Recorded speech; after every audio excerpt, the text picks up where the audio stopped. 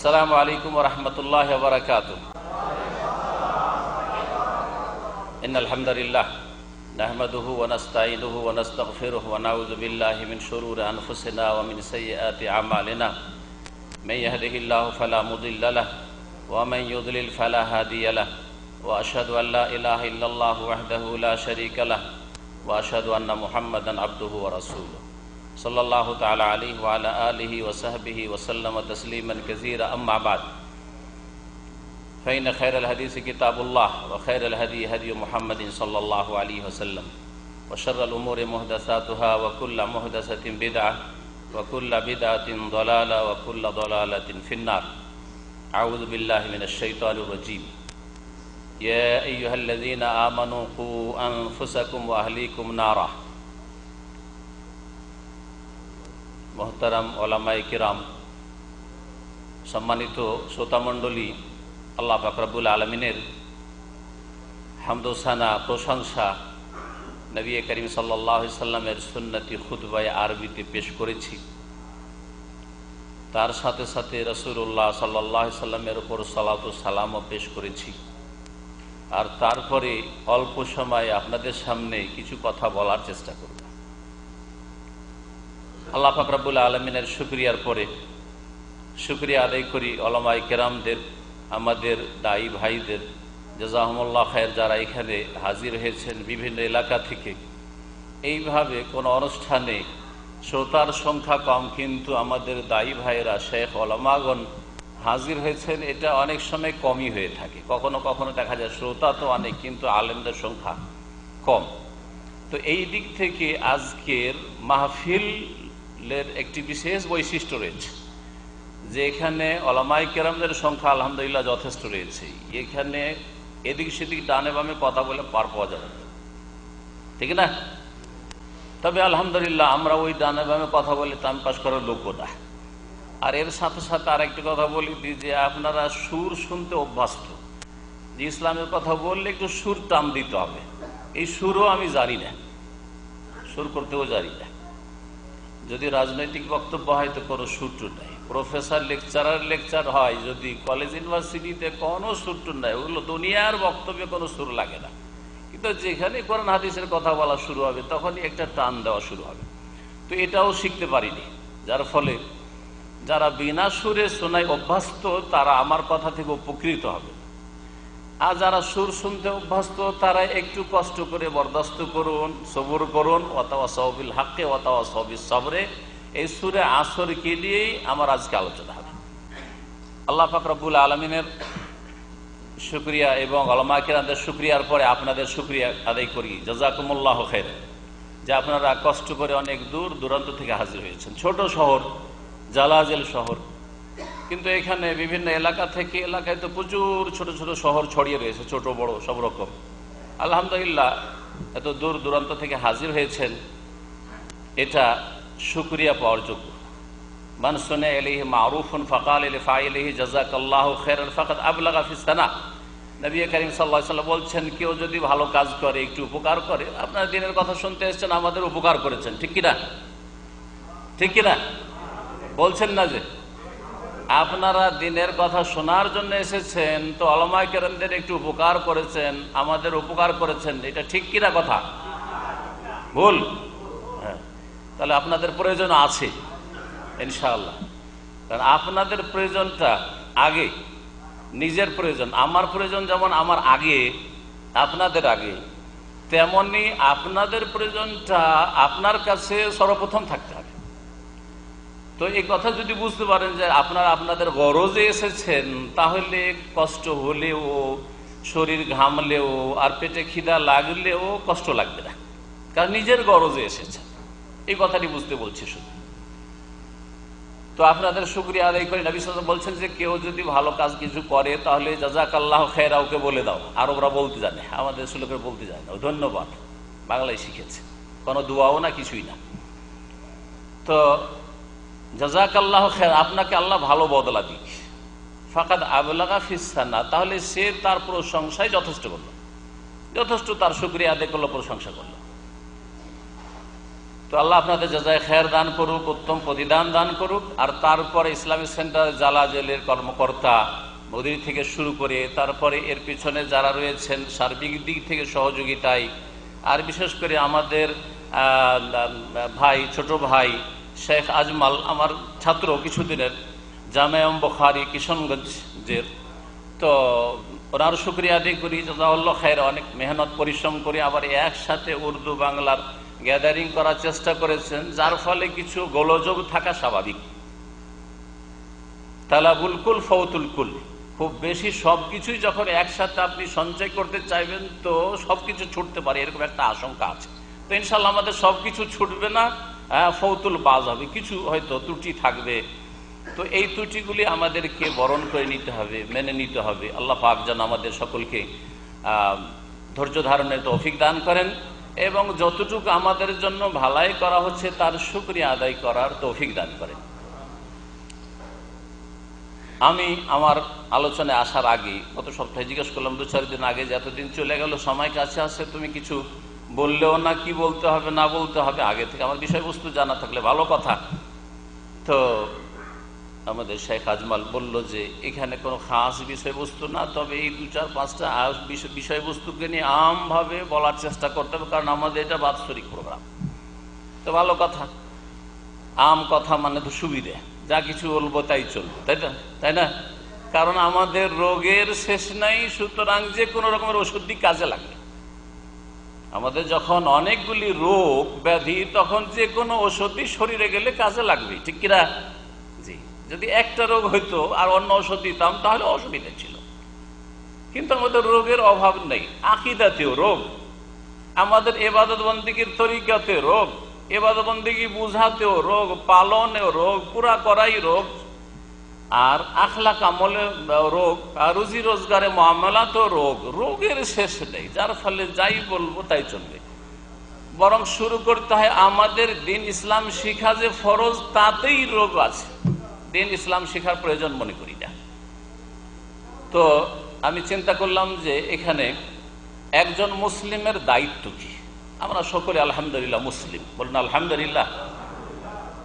একজন মুসলিম হিসাবে আমার দায়িত্ব কি, আপনি একজন মুসলিম, আপনার করণীয় দায়িত্ব কি, আপনার স্ত্রী একজন মুসলিম হিসাবে আমার এই কথাগুলি শুনলে অথবা এই বিষয়টা নিয়ে আলোচনা হলে, আমাদের ভাইয়েরা করলে, যেসব আলেম ওলামারা রয়েছেন, একজন মুসলিমের তার দায়িত্বটা কি, কতটা দায়িত্ব পালন করলে সেই ব্যক্তি আল্লাহ পাক রব্বুল আলামিনের কাছে নাজাত পেয়ে যায়, পার পেয়ে যাবে এবং সে সাকসেস হতে পারবে, কামিয়াব হতে পারবে। ফামান যুহজিহা আনিন নারি ওয়া উদখিলাল জান্নাতা ফাকাদ ফাজ।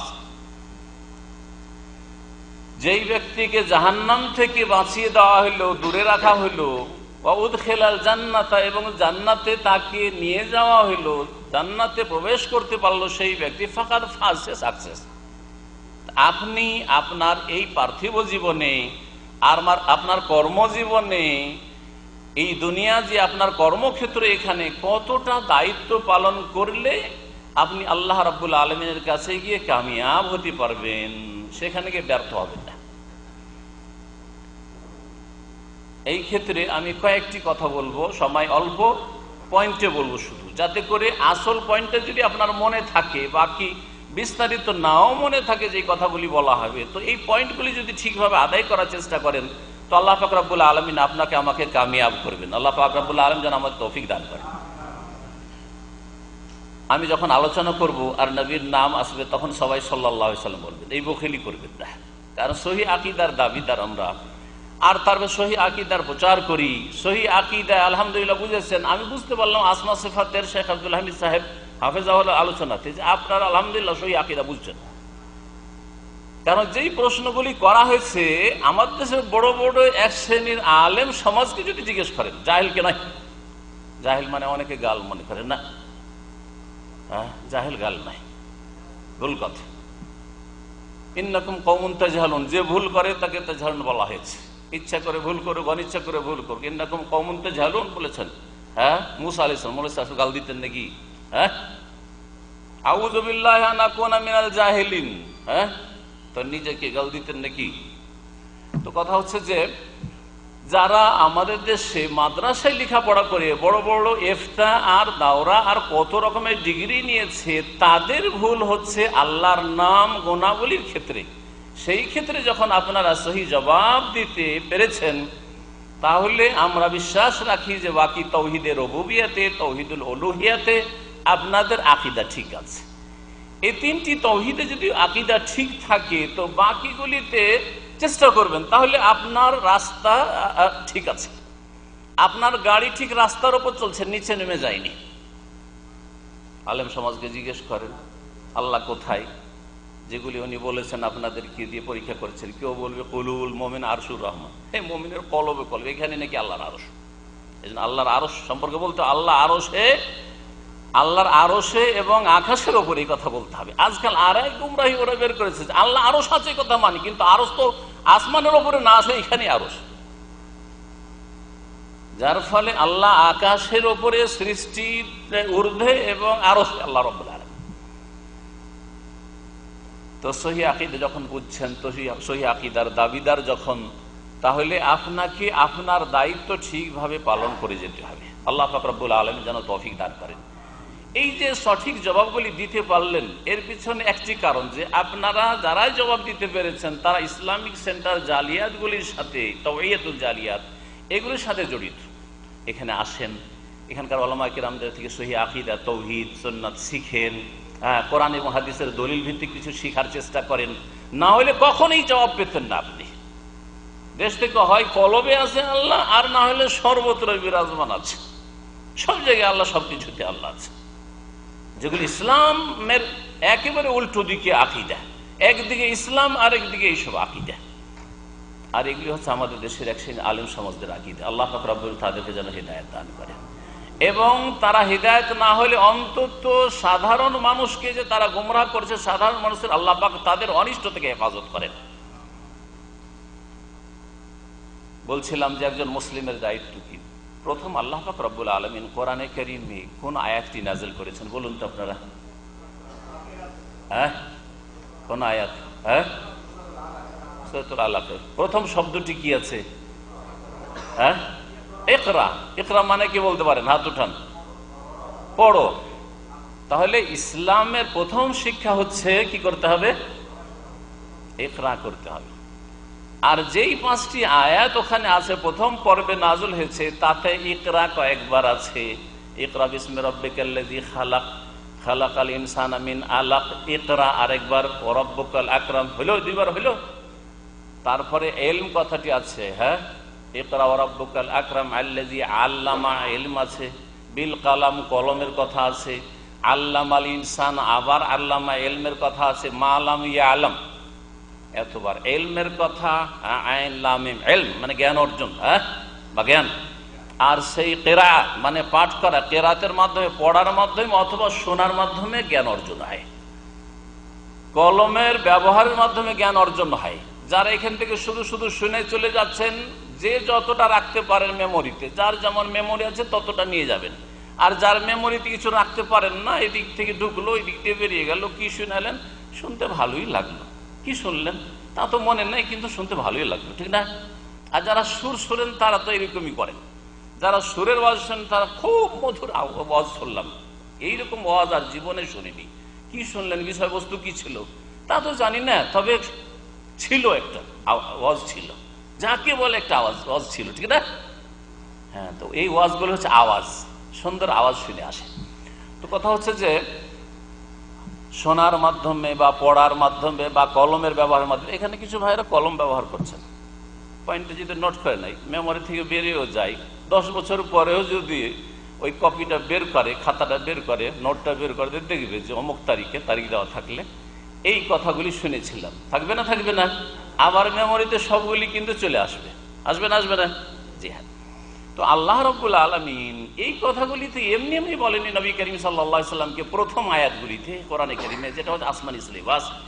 এর অবশ্যই হিকমত রয়েছে যে কেন আল্লাহ ইকরা বললেন, বারবার করে রিপিট করে, কেন আল্লামা আল্লামা বললেন, কেন কালাম বললেন। এখান থেকে আমাকে শিখতে হবে যে কেন আল্লাহ বললেন। সুতরাং একজন মুসলিমের প্রথম দায়িত্ব হচ্ছে তার জ্ঞান অর্জন করা। ইমামে বুখারী রাহমাতুল্লাহ আলাইহি বলছেন তার কিতাবুল ইলমে সহিহ বুখারীতে, বাবুন আল ইলমু ক্বাবলাল কওলি ওয়াল আমাল, এই অধ্যায় হচ্ছে এই সম্পর্কে যে জ্ঞান অর্জন করা কোনো কথা বলার আগে এবং কোনো কর্ম করার আগে। কোনো একটা কথা বলতে চাইছেন, তার আগে আপনি নলেজ হাসিল করুন। কোনো একটি কাজ করতে চাইছেন, পা উঠাতে চাইছেন, পাটা এদিকে উঠাবেন কি উঠাবেন না, আবার এখানে রাখবেন কি রাখবেন না, গর্ত আছে ওই জায়গা সম্পর্কে জ্ঞান অর্জন করতে হবে। কাঁটা আছে, সাপ বিচ্ছু আছে, গর্ত আছে না, পা রাখার মতো জায়গা, হ্যাঁ, উঁচা আছে নিচে আছে, পা তো ভাঙবে না, জ্ঞান অর্জন করতে হবে। এটা হালাল না হারাম, জায়েজ না না জায়েজ, পা উঠাবো কি উঠাবো না, এই কথাটি বলা ঠিক হবে কি হবে না, এটা বলা জায়েজ না গীবত না চুগলখড়ি না, এটা মিথ্যা কথা। কথা বলার আগে আর আমল করার আগে ইলম শিখা ফরজ। ইমাম বুখারী রাহমাতুল্লাহ আলাইহি এটি হচ্ছে চ্যাপ্টার। তো দ্বীন ইসলামের প্রথম দায়িত্ব আপনার একজন মুসলিম হিসেবে আপনাকে জ্ঞান অর্জন করতে হবে। আল্লাহ পাক কোরআনে কারীমে ইরশাদ করছেন, ফা'লাম আন্নাহু লা ইলাহা ইল্লাল্লাহ, জ্ঞান অর্জন করো যে আল্লাহ ছাড়া কেউ সত্য মাবুদ নেই। প্রথম জ্ঞান অর্জন করতে আল্লাহ সম্পর্কে। ফা'লাম আন্নাহু লা ইলাহা ইল্লাল্লাহ, হে নবী, নবীকে আল্লাহ সম্বোধন করছেন, সরাসরি নবীকে সম্বোধন, আর প্রত্যক্ষভাবে সকল মানুষকে সম্বোধন, আর বিশেষ করে সকল মুসলিমকে যে আত্মসমর্পণ করেছে আল্লাহ পাকের সামনে এবং রাসূলুল্লাহ সাল্লাল্লাহু আলাইহি সাল্লামের আদেশ নিষেধের সামনে, তাকে সম্বোধন করা হচ্ছে। ফা'লাম আন্নাহু লা ইলাহা ইল্লাল্লাহ, আল্লাহ ছাড়া যে সত্য মাবুদ কেউ নেই, এই সম্পর্কে তুমি জ্ঞান অর্জন করো। জ্ঞান অর্জন করতে হবে। একজন মুসলিমের তিনটি মূলনীতি রয়েছে, এই মূলনীতিগুলি সম্পর্কে জ্ঞান অর্জন করতে হবে। এইভাবে যদি বুঝেন তো দ্বীন ইসলাম বোঝা খুব সহজ। এই জাজিরায়, এই আরব উপদ্বীপে শেখুল ইসলাম মুজাদ্দিদ মুহাম্মদ বিন আব্দুল ওয়াহাব রাহমাতুল্লাহ আলাইহি যখন তিনি দাওয়াতের কাজ শুরু করেন, আজকে থেকে 250 বছর আগে, দীর্ঘ লম্বা আয়ু আল্লাহ পাক তাকে দান করেছিলেন, এবং তিনি তামিম গোত্রের মানুষ, এই শহরের এই এলাকার মানুষ বনু তামিম, এই সব বংশেরই তিনি একজন। তিনি যখন প্রথম দাওয়াতের কাজ শুরু করেন, বক্তব্যের মাধ্যমে আর লিখনির মাধ্যমে, আর মানুষের আকীদা আমলের ইসলাহ সংশোধন করেন, আর সার্বিক জীবনে মানুষের ইসলাহ সংশোধন হয়, আর আল্লাহর দিনের কাজ শুরু হয়। আল্লাহ ছাড়া অন্যকে এই আরব উপদ্বীপে সিজদা করা হয়তো, কবর মাজার পূজা করা হয়তো, তা উৎখাত করা হয়। সেই সময় তিনি একটি কিতাব লিখেছিলেন, ছোট্ট একটি কিতাব, আকারে ছোট কিন্তু গুণের দিক থেকে অত্যন্ত গুরুত্বপূর্ণ কিতাব, আল উসুলুস সালাসা বা সালাসাতুল উসুল। কিতাবটি দুইভাবে নাম রয়েছে। আল উসুলুস সালাসা মানে তিনটি মূলনীতি। এই তিনটি মূলনীতিতে তিনি বলেছেন যে ইসলামের তিনটি মূলনীতি, একটা হচ্ছে মারিফাতুল্লাহ, আল্লাহ সম্পর্কে জ্ঞান অর্জন করা, আর একটা মারিফাতুন নবী, আল্লাহ রাসূল সাল্লাল্লাহু আলাইহি সাল্লাম সম্পর্কে জ্ঞান অর্জন করা। বলেন সাল্লাল্লাহু আলাইহি সাল্লাম। আপনাদের কৃপণতা একটু ছোট। নবী করিম সাল্লাল্লাহু আলাইহি ওয়াসাল্লাম বলছে, আল বাখিল আল্লাযী যুকিরতু ইনদাহু ফালাম ইউসাল্লি আলাইয়া, কৃপণ ওই ব্যক্তি আমার কথা যদি আলোচনা করা হয়, নাম আসে, আর সাল্লাল্লাহু আলাইহি ওয়াসাল্লাম বলেন না, সে হচ্ছে কৃপণ। পয়সাও লাগে না, জবান খরচ করতে চান না, ফালতু ফালতু জবান খরচ করছেন, কিন্তু রাসূলুল্লাহ সাল্লাল্লাহু আলাইহি ওয়াসাল্লামের জন্য সালাতু সালাম সুন্নতি তরিকায় দরুদ সালাম পড়ার জন্য জবান বের হয় না, জবান খরচ হয় না। এখনই যদি বিদাতি দরুদ শুরু করাইতাম, বলুন মহব্বতের সাথে আল্লাহুম্মা, এই ওয়াজ মাহফিলে যদি আল্লাহুম্মা করে ছেড়ে দিতাম, তো কি যে সুর চলতো আপনাদের। শয়তান এইভাবে আমাদেরকে গ্রেফতার করেছে যে বিদাত করো, জাহান্নামে যাও, সেই ক্ষেত্রে উৎসাহিত, কি উদ্যম যে কাজ এই করব, দরুদ পড়বো, ওয়াজ মাহফিলের দরুদ আর মিলাদ মাহফিলের দরুদ সেগুলি পড়বে। কিন্তু নবী করিম সাল্লাল্লাহু আলাইহি সাল্লামের উপর সুন্নতের দরুদ পড়ার ক্ষেত্রে সহিহ আকীদার লোক অনেকে বখিল, আর যারা বদ আকীদার লোক তারা তো এই দরুদ পড়ার গুরুত্বই তাদের কাছে না। নবীজি বলেছেন, হুজুরে পাক বলেছেন, হুজুর বলেছেন, আর প্রিয় নবী বলেছেন, বা কিছু সেই ধরনের কথা। কিন্তু কখনো নবীর সাথে সাল্লাল্লাহু আলাইহি ওয়াসাল্লাম কথা আসল না। অথচ নবীর ওপর দরুদ পেশ করলে নবীর বেশি ফায়দা না আপনার বেশি ফায়দা? এই জ্ঞানটা অর্জন করেন যেটা দিয়ে শুরু করেছি, নবী সম্পর্কে জ্ঞান অর্জন করতে দেখেন, এটাই বুঝেন যে নবীর ওপর সালাত এবং সালাম পেশ করলে আপনার বেশি লাভ না নবীর বেশি লাভ? কার লাভ বেশি? কয় গুণ লাভ? কয় গুণ লাভ বেশি? 10 গুণ লাভ বেশি। এটাও জানছেন না মনে হচ্ছে, আওয়াজ দিচ্ছেন না, একটা আওয়াজ শুধু পেলাম। 10 গুণ লাভ। প্রিয় নবী মুহাম্মদ রাসূলুল্লাহ সাল্লাল্লাহু আলাইহি ওয়াসাল্লাম বলছেন, মান সাল্লা আলাইয়া ওয়াহিদাতান সাল্লাল্লাহু আলাইহি বিহা আশারা। কেউ যদি আমার উপরে একবার সালাত পেশ করে, বলে সাল্লাল্লাহু আলাইহি ওয়াসাল্লাম, তাহলে সাল্লাল্লাহু আলাইহি বিহা, তার বিনিময়ে আল্লাহ পাক রব্বুল আলামিন 10 বার তার রহমত নাযিল করবেন। কত লোকের ওপর আল্লাহর গজব হয়ে আছে পাপের জন্য, আল্লাহর ক্রোধ হয়ে আছে, আল্লাহ অসন্তুষ্ট নারাজ হয়ে আছেন, আর নবী সাল্লাল্লাহু আলাইহি সাল্লামের উপর দরুদ পেশ করার জন্য 10 বার আল্লাহর রহমত নাযিল হওয়া শুরু হইল। আর বিশেষ করে তাও যদি আবার শুক্রবার হয়, জানা আছে শুক্রবারের হাদিস, যেই সময়গুলিতে বেশি বেশি দরুদ পাঠ করার কথা রয়েছে, তার মধ্যে একটি হচ্ছে কি শুক্রবারে প্রিয় নবী মুহাম্মদ রাসূলুল্লাহ সাল্লাল্লাহু আলাইহি সাল্লামের লম্বা হাদিসের একটি অংশ, শুক্রবার সবচেয়ে খায়রু ইয়াউমিন তালাতিন শামসু ইয়াউমুল জুমআহ, সবচেয়ে উত্তম দিন, যেই দিনে সূর্য উদয় হয়ে থাকে সেটা হচ্ছে জুমার দিন। আর সেই দিনে এই হয়েছে সেই হয়েছে করার বলছে ফাকসিরু আলাইয়া মিনাস সালাতি ফিহা, সুতরাং এই দিনে বেশি বেশি আমার উপর তোমরা সালাত পেশ করো। ফাইন্না সালাতুকুম আলাইয়া মারুদা, কারণ তোমাদের দুরুদ সালাত আমার কাছে পেশ করা হয়। নবী করিম সাল্লাল্লাহু আলাইহি ওয়াসাল্লাম বলছেন, সুনানে আবু দাউদের হাদিস। তো কথা হচ্ছে যে দুরুদ পড়ার ক্ষেত্রে বখিলি যে করবেন সে নিজে হতভাগা, নিজের ক্ষতি করলেন আপনি। একবার যদি আলোচনায় নয়, এমনিও যদি আপনি নবী করিম সাল্লাল্লাহু আলাইহি ওয়াসাল্লামের উপর অসুস্থ হয়েছেন, বিপদ আপদ এসছে, টেনশন এসছে, বালা মুসিবত, আর কত রকমের সমস্যা, নবী করিম সাল্লাল্লাহু আলাইহি ওয়াসাল্লামের উপর দুরূদ পেশ করেন, আর এই দিয়ে প্রমাণ করে দেন যে বিদাতিরা যেসব কথা বলছে আমাদের সম্পর্কে সেগুলি মিথ্যা কথা বলা। আরে সৌদি আরবের লোক দুরূদ পড়ে না, নবীর উপর দুরূদ পড়ে, নবীর দুশমন। তারপরে তাদেরকে তো সৌদি আরবের লোক বলে না, বলে ওয়াহাবি। তাদের নাম হচ্ছে ওয়াহাবি। আর আমরাও যেহেতু সৌদি আরবে থাকি বা সৌদি আরবে যে কোরআন সুন্নাহর দাওয়াত, সে কোরআন হাদিসের নির্ভেজাল দাওয়াত পেশ করি, সেই জন্য আমাদেরকে এইভাবে বদনাম করে যে এরা দুরূদ পড়ে না। না বানিয়ে বলছি, ওরা বলে না বলে। মসজিদ নববীতে যেই কালে আমি লেখাপড়া করেছি মদিনায়, সেই কালে শেখ আব্দুল হামিদ সাহেব ছিলেন, উনি 2 বছর আগে পাশ করেছে, 2 বছর একসাথে থেকেছি। মসজিদ নববীতে বসে আছি জুমার আগে, এখানে এই জুমা বাড়ি ছিল, বসে আছি, একজন বাংলাদেশি এসে, শিক্ষিত মানুষ কিন্তু মোল্লাদের খপ্পরে পড়েছে, বিরাধীদের, এসে আমাকে বলছে যে আপনি তো মাশাআল্লাহ বাংলা ভাষী, কোরআন তেলাওয়াত করছি, ওই সময় এসে কথা বলতে লাগলো। এসে বলছে যে এই ওয়াহাবিরা সৌদি আরব লোকেরা নাকি দুরূদ পড়ে না, এরা নাকি দুরূদ পড়ে না। আমাদের ওখানকার হুজুররা বলছেন যে এরা নবীর দুশমন, এরা কেউ দুরূদ পড়ে না, এরা আবু লাহাব আবু জাহেলের যায়, এই ভাষায় বলছে সে। আমি চিন্তা করলাম যদি বলি যে না দুরূদ পড়ে, তা আমার কথা বিশ্বাস করবে বাকি, তার তো হুজুর, বড় হুজুরে কিবলার কাছ থেকে শুনে আসছে যে দুরূদ পড়ে না সৌদি আরবের লোক। তাই বললাম যে একটু থামেন, একটু থেমে খুতবাটা শুনে, এই খুতবাটা যদিও আপনি বুঝবেন না, বাংলায় নয় আরবিতে, একটু মনোযোগ সহকারে খুতবাটা শুনিয়ে। শেখ হুজাইফি হাফেজাহুল্লাহর খুতবা ছিল, যে বড় ইমাম শেখ হুজাইফি, তার খুতবা ছিল। আমি বললাম যে বসেন আমার পাশে, আপনি নামাজ পড়েন। খুতবা শেষ হওয়ার পরে, নামাজটা শেষ হলো, তারপরে বললাম যে খুতবাটা শুনেছেন? শুনেছি। আমি বললাম যে এখানে দুরূদ শুনেছেন কি আপনি?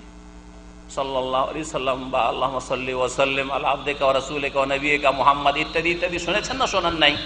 শুনেছি। কয়বার শুনেছেন? অনেকবার। শুরুতে শুনেছেন, সুন্নতি খুতবার পরে, হামদ সানার পরে, আর শেষখানেও শুনেছেন? হ্যাঁ শুনেছি। তো বলেন এখন তাহলে আপনাকে যে হুজুরে কিবলা আর আপনার কিবলা বানিয়ে ফেলেছেন তাদেরকে, যারা বলেছে এই তথ্য, সেটা কি সত্য না মিথ্যা? তারা সত্য কথা বলে না মিথ্যার ধরা প্রচার করে? তারা ধোঁকা দেয় না আপনাদেরকে সঠিক ইসলামের শিক্ষা দেয়? বুঝুন, এখন প্রমাণ করে দেন সহিহ আকীদার মানুষ তাদের কাছে যে আমরা তাদের চাইতে বেশি রাসূলুল্লাহ সাল্লাল্লাহু আলাইহি ওয়াসাল্লাম ভালোবাসি, আর তাদের চাইতে বেশি আমরা কি করি? দুরূদ পাঠ করি। যখনই নবীর নাম আসে সাল্লাল্লাহু আলাইহি ওয়াসাল্লাম পড়ি। আমি বলছি না যে ফরজ, কিন্তু অবশ্যই সুন্নাত, অবশ্যই মুস্তাহাব, মুতাআক্কিদ। তো বলছিলাম যে আল্লাহ সম্পর্কে জ্ঞান অর্জন করা, আল্লাহর নবী সম্পর্কে জ্ঞান অর্জন করা, আল্লাহর দ্বীন সম্পর্কে জ্ঞান অর্জন করা, এই 3টি মূলনীতি আপনারা সবসময় মনে রাখবেন। এটা হচ্ছে প্রথম কাজ। একজন মুসলিমের দায়িত্ব তাহলে আপনাকে আল্লাহ সম্পর্কে জানতে হবে, তার তৌহিদের যতগুলি দিক আছে জানতে হবে। তৌহিদে রুবুবিয়্যাহ, তৌহিদে উলুহিয়্যাহ, তৌহিদুল আসমা ওয়াস সিফাত এবং ঈমান বিল্লাহ, কিসের মাধ্যমে ঈমান বিল্লাহ, আপনার আমন্ত বিল্লাহে বলছেন, তো এটা ঈমানটা সম্পূর্ণ হবে কি করে, ঈমান বিল্লাহর অন্তর্ভুক্ত কি কি বিষয়গুলো রয়েছে, কারণ এগুলো হচ্ছে বুনিয়াদী বিষয়, জরুরি। আল্লাহ রাসূল সাল্লাল্লাহু আলাইহি ওয়াসাল্লাম সম্পর্কে আপনাকে সঠিক জ্ঞান অর্জন করতে হবে। হ্যাঁ, তাকে বাড়াতে বাড়াতে আপনি শিরক বিদআতেও ডুববেন না, আর তার মানহানি করে ঘটিয়ে তার নিয়ে আসা দিনকে ঘটিয়ে ফাসেক হবেন না, আপনি ফাজেরও হবেন না। ফরজ ওয়াজিবে ঘাটতি, হারাম নাজায়েজ কাজ করেন, হারাম খান, ওইরকম হবেন। এই দুই গুমরাহি থেকে বেঁচে থাকবেন। নবী করিম সাল্লাল্লাহু আলাইহি ওয়াসাল্লাম সম্পর্কে সঠিক জ্ঞান অর্জন করার মাধ্যমে আল্লাহর দ্বীন সম্পর্কে জ্ঞান অর্জন করা ফরজ। এই তিনটি মূলনীতি, এ হচ্ছে এলমের কথা। একজন মুসলিমের প্রথম দায়িত্ব হচ্ছে এলম অর্জন করা, আল্লাহ সম্পর্কে, আল্লাহ রসুল সম্পর্কে, আল্লাহর দ্বীন সম্পর্কে। জ্ঞান যখন অর্জন হইল, তখন আপনাকে এখন আসতে হবে ঈমানে।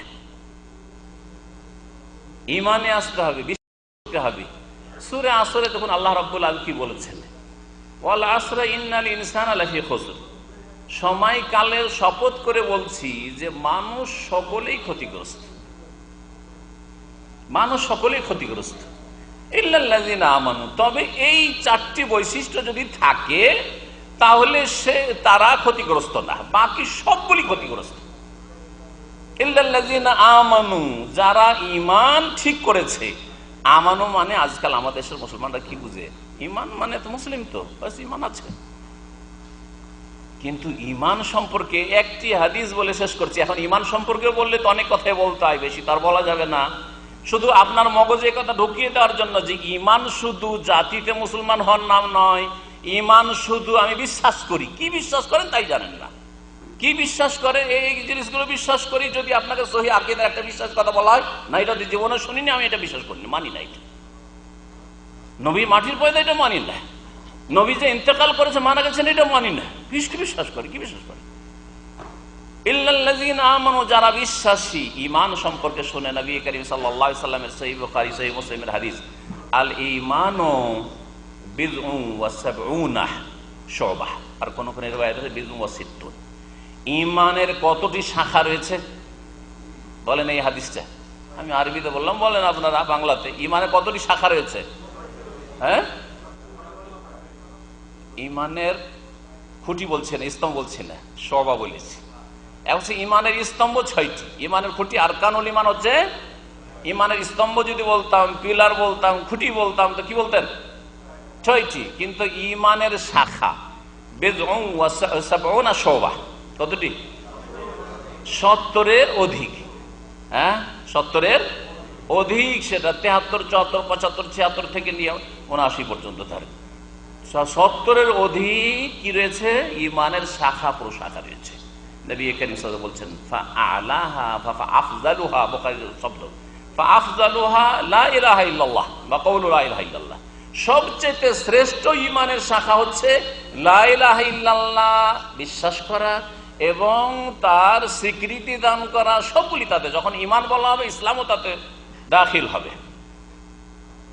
লা ইলাহা ইল্লাল্লাহ বলা, লা ইলাহা ইল্লাল্লাহ বিশ্বাসের সাথে বলা, এটা হলো সবচেয়ে উচ্চ শাখা হচ্ছে ঈমানের। ওয়া আদনাহা ইমাতাতুল আযা আনিত তারিক। আর সবচেয়ে নিম্ন শাখা হচ্ছে কি? ইমাতাতুল আযা, কষ্টদায়ক বস্তুকে সরিয়ে ফেলা, আনিত তারিক, রাস্তা থেকে। রাস্তায় একটা ইট পাটকেল পড়ে আছে, একটা গাছ রোডের উপর পড়ে আছে, ঝড় হয়েছে, অথবা একটা কাঁটা পড়ে আছে, পায়খানা পেশাব ময়লা আবর্জনা হয়ে আছে, লোকজনের অরুচিকর হবে বা লোকজনকে কষ্ট হবে, যে কোনো কষ্টদায়ক বস্তুকে রাস্তা থেকে সরিয়ে দেওয়া। এটাও কি বললেন নবী সাল্লাল্লাহু আলাইহি ওয়াসাল্লাম? কাজটা তো আমল, কাজটা আমল, কর্ম, আপনি সরিয়ে দিলেন, কিন্তু নবী কি বললেন? এটা ঈমানের একটা শাখা, এটা হচ্ছে ঈমানের শাখা। তারপরে নবী সাল্লাল্লাহু আলাইহি ওয়াসাল্লাম, ওয়াল হায়াউ শুবাতুম মিনাল ঈমান, আর লজ্জা করাটা ঈমানের একটা শাখা। তাহলে আপনি একজন লজ্জাশীল ভদ্র মানুষ, যেটা শরীয়তের সংজ্ঞায় যে লজ্জা, এমন লজ্জা না যে লজ্জার জন্য হক কথা বলতে পারছেন না, ওই লজ্জা আবার নিন্দিত।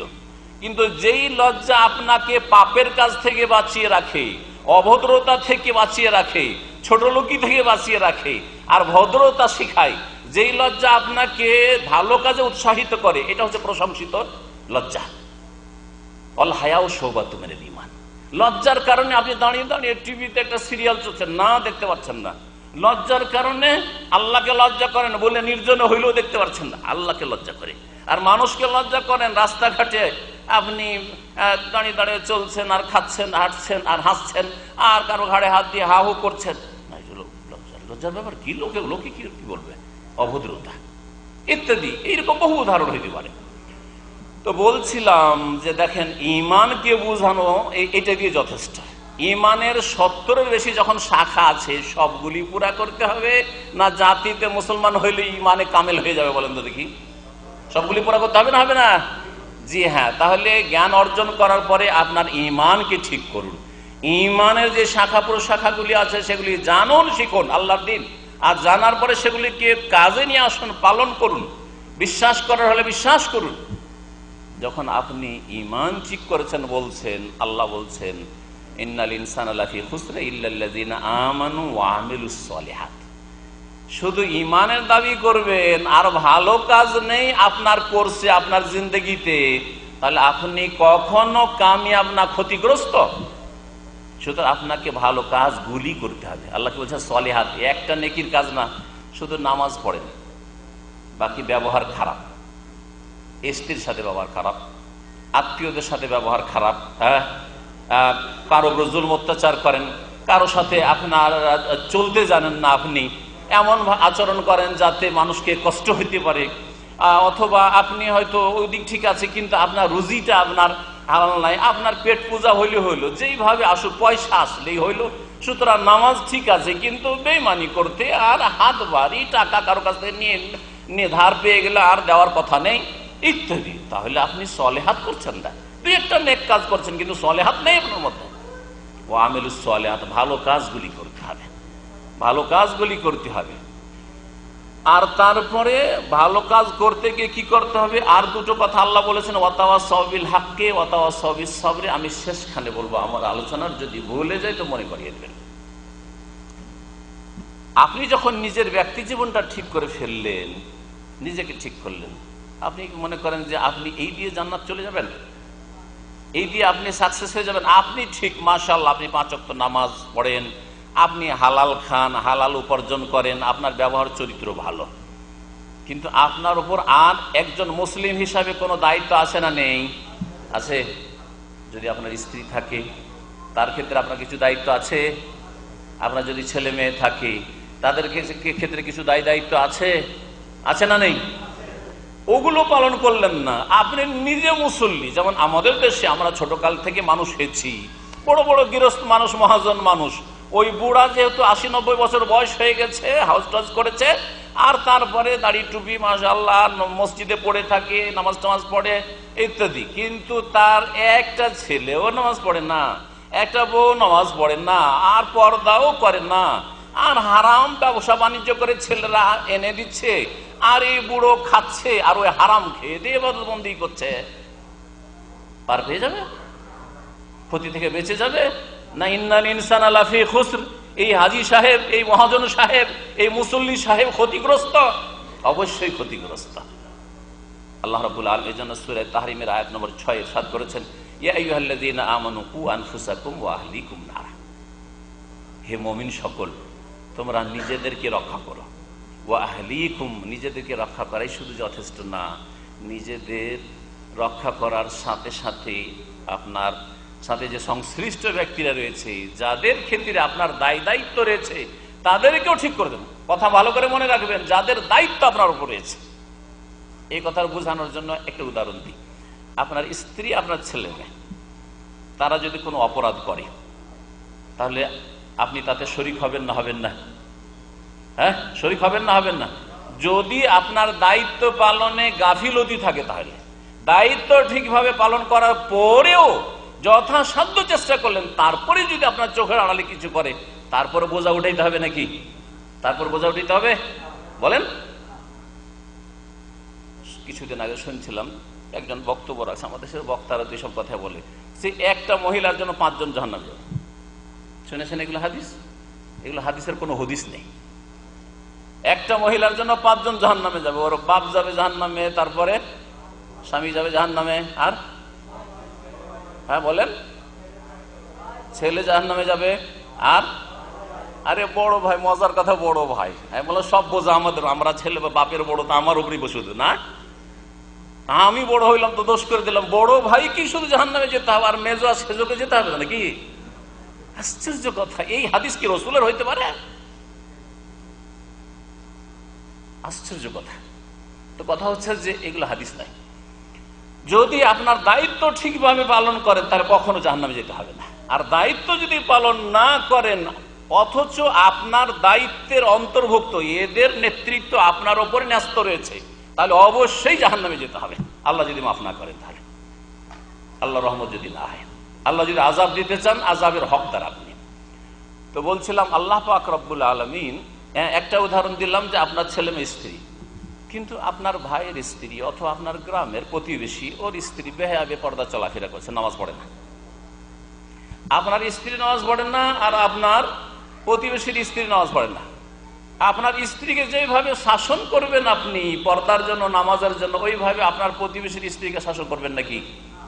করবেন? যদি করেন তো কি হবে বলেন? মার খেতে হবে না? হবে না? মার খেতে হবে না? অনেক সময় ফিরে আসবেন না, ওখানেই থেকে যাবেন, মায়ের খেয়ে ওখানেই থেকে যাবেন, ঠিক না?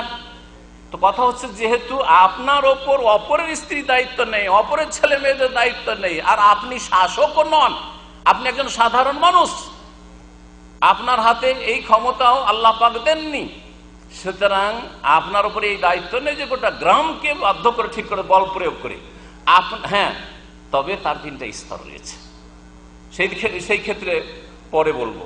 তো বলছিলাম যে আল্লাহ রাব্বুল আলামিন বলছেন, কু আনফুসাকুম, তোমরা নিজেদেরকে রক্ষা করো, আহলিকুম, তোমাদের পরিবার পরিজনকে রক্ষা করো, নারান, জাহান্নামের আগুন থেকে, ওয়াকুদুহান নাস ওয়াল হিজারা, যার জ্বালানি আলাদা পৃথক করে, গ্যাসও হবে না, আর পেট্রোলও হবে না, ডিজেলও হবে না, কেরোসিনও হবে না, আর লকড়ি কাঠিও হবে না, কয়লাও হবে না, ওয়াকুদুহান নাস, মানুষ দিয়েই জ্বলবে জাহান্নাম, ওয়াল হিজারা, পাথর দিয়ে জ্বলবে, যেই পাথরগুলির পূজা হয়েছে।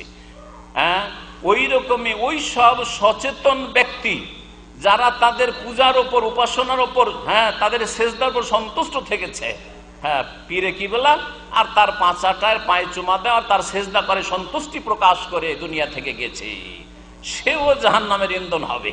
ইন্নাকুম ওয়া মা তা'বুদুনা মিন দুনিল্লাহি হাসাবু জাহান্নাম আনতুম লাহা ওয়ারিদুন। আল্লাহ পাক বলছেন, শুনে রাখো, তোমরাও হে মুশরিকরা জাহান্নামে যাবে। ওয়া মা তা'বুদুনা মিন দুনিল্লাহ, আল্লাহকে বাদ দিয়ে যেসবের তোমরা উপাসনা পূজা করছিলে, সেজদা করছিলে, তারাও জাহান্নামে যাবে। আনতুম লাহা ওয়ারিদুন, তোমরা সেখানে নামবেই সেই জাহান্নামে। লাউ কানা হাউলাই আলিহাতান মা ওয়ারাদুহা, আল্লাহ বলছেন, এরা যদি পূজনীয় হইতো, এরা যদি উপাস্য হতো, এরা যদি মাবুদ হতো আল্লাহ ছাড়া, তাহলে মা ওয়ারাদুহা, জাহান্নামে যেতে হইতো না, কিন্তু এরা জাহান্নামে যাবে। তারপর আল্লাহ বলেছেন, একমাত্র ইন্নাল্লাযিনা সাবাকাত লাহুম মিনাল হুসনা, তবে ওরা যাদের ক্ষেত্রে আল্লাহ পাক কল্যাণের অগ্রিম ঘোষণা করেছেন, যারা এই শিরক কুফরির উপর সন্তুষ্ট ছিল না, ভালো মানুষ মারা গেছেন, ইমাম আবু হানিফা রাহমাতুল্লাহ আলাইহি, তাওহীদের মানুষ, সহিহ আকীদার মানুষ মারা গেছেন, আর ইমাম আবু হানিফা কবর পূজা শুরু হলো, ইমাম শাফির কবর পূজা শুরু হলো, শাইখুল ইসলাম ইবনে আব্দুল্লাহ আল্লাহ না করে পূজা শুরু হলো, ইবনে তাইমিয়ার কবর পূজা শুরু হলো, তাহলে জান্নাতে যাবেন? আল্লাহ বলছেন যে না, উলাইকা আনহা মুবাদুন, এদেরকে জাহান্নাম থেকে দূরে রাখা, কারণ এরা এই শিরক কুফরের উপর রাজি ছিল না, এরা অসন্তুষ্ট ছিল, জবরদস্তি এদের পূজা শুরু করা হয়েছে। বলছিলাম যে আল্লাহ পাক বলছেন, কু আনফুসাকুম ওয়া আহলিকুম নারা, তোমরা তোমাদেরকে এবং তোমাদের পরিবার পরিজনকে জাহান্নাম থেকে বাঁচাও, রক্ষা করো। তো পরিবার, আহল, একটা আহল বলতে বুঝায় স্বামী স্ত্রী আর ছেলে মেয়ে, কমপক্ষে এতটুকু।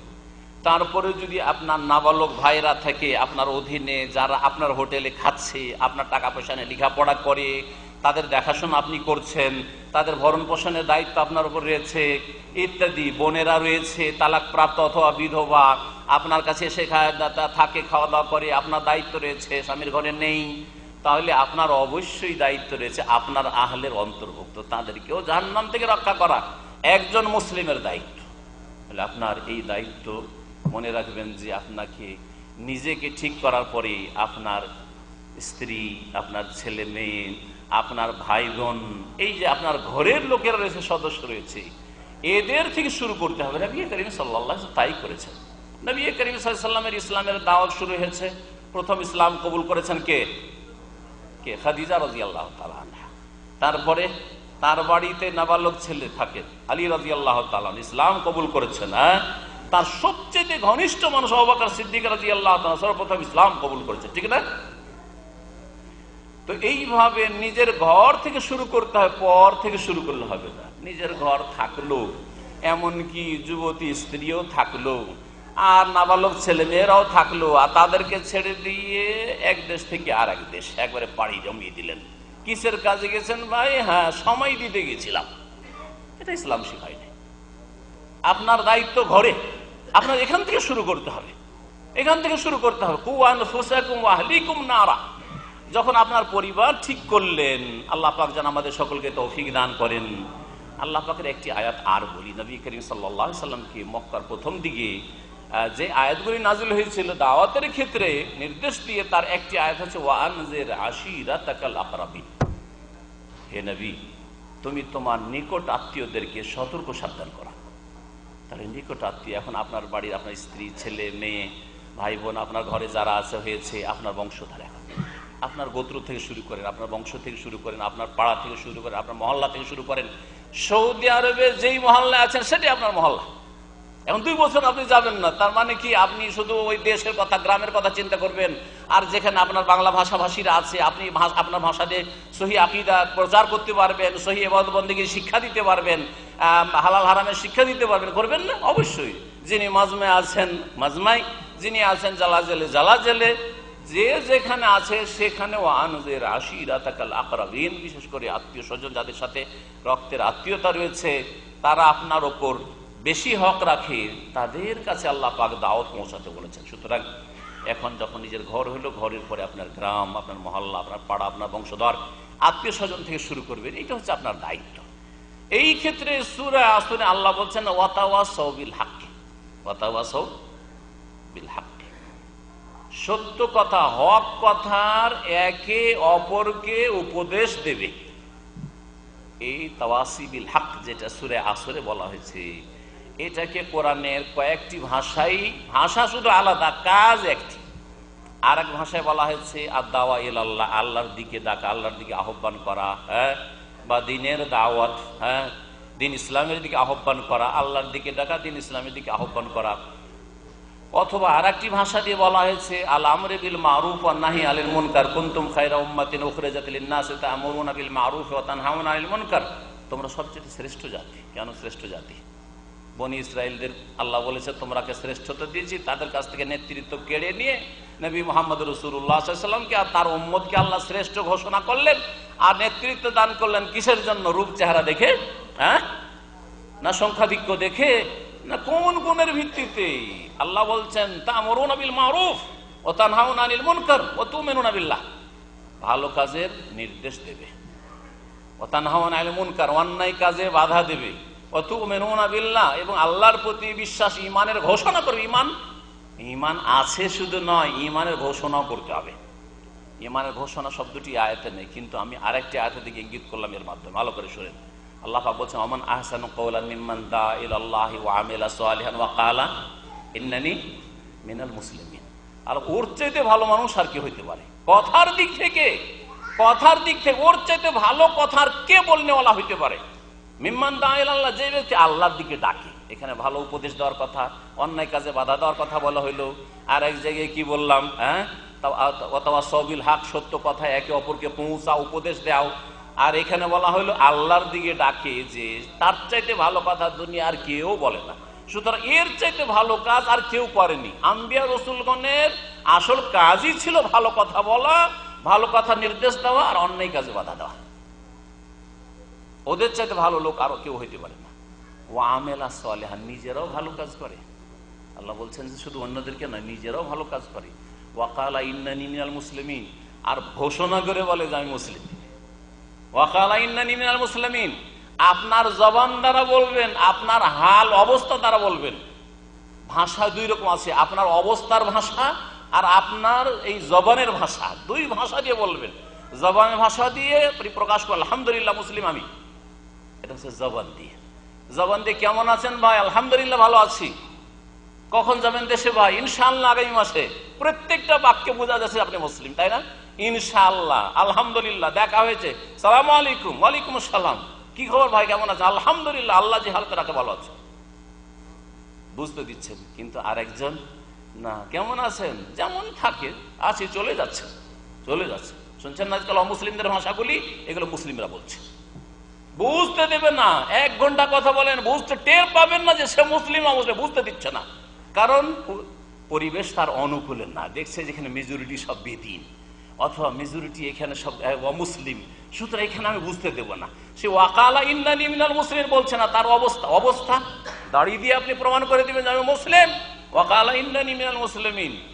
আপনি আপনার লেবাস পোশাক মানে টুপি পাঞ্জাবি দেয়, আমি কখনো টুপি পাঞ্জাবি মনে করি। তবে ঢিলা ঢালা ইসলামের যে শর্ত মোতাবিক যে লেবাসগুলি রয়েছে, সে লেবাস, যদি প্যান্টও পরতে হয় টাকনার ওপরে, আপনার প্যান্ট দেখলে বোঝা যাবে যে এটা মুসলিমের প্যান্ট আছে, এটা মুসলমান প্যান্ট আছে, এটা খ্রিস্টান প্যান্ট নাই।